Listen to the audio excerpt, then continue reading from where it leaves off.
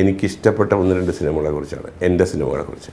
Definitely പൂച്ചക്കൊരു മൂക്കുത്തി എന്ന് പറയുന്ന എൻ്റെ ആദ്യത്തെ സിനിമ ആസ് എ ഡയറക്ടർ.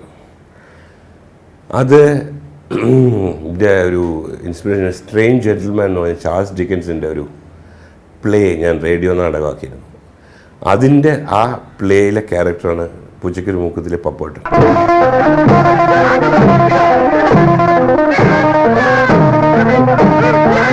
സത്യമായി അവിടെ നിന്നാണ് എൻ്റെ അങ്ങനെ ഒരു സ്ലാബ് സ്റ്റിക്ക്, അതായത് ഒരു സിറ്റുവേഷൻ. അപ്പോൾ അതെന്ന് വെച്ചാൽ അയലത്തെ സുന്ദരി, കോളേജ് ഗേൾ, അങ്ങനെയുള്ള കുറേ സിനിമകൾക്ക് ശേഷം മലയാള സിനിമയിൽ ഹ്യൂമർ എന്ന് പറയുന്ന സിനിമ ഇല്ലാതായി.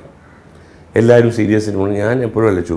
അപ്പോൾ അന്നത്തെ കാലത്ത് എല്ലാവരും ഒരു എന്താ പറയുക, ഒരു ലവ് സ്റ്റോറിയോടെയാണ് ഫസ്റ്റ് ഡയറക്ടർ വരുന്നത് ആ കാലത്ത്, ഇൻക്ലൂഡിങ് ഫാസിൽ. അപ്പം ഞാൻ വിചാരിച്ചു ലവ് സ്റ്റോറി എല്ലാവരും ഫസ്റ്റ് സിനിമ ലവ് സ്റ്റോറിയോട് വരുന്നു. അതിന് മുൻപ് ഞാൻ എഴുതി 1-2 സിനിമകളുണ്ട്, എങ്ങനെ നീ മറക്കും, ഇത് അങ്ങനെ 2-3 സിനിമകൾ, കുയിലിനെ തേടി.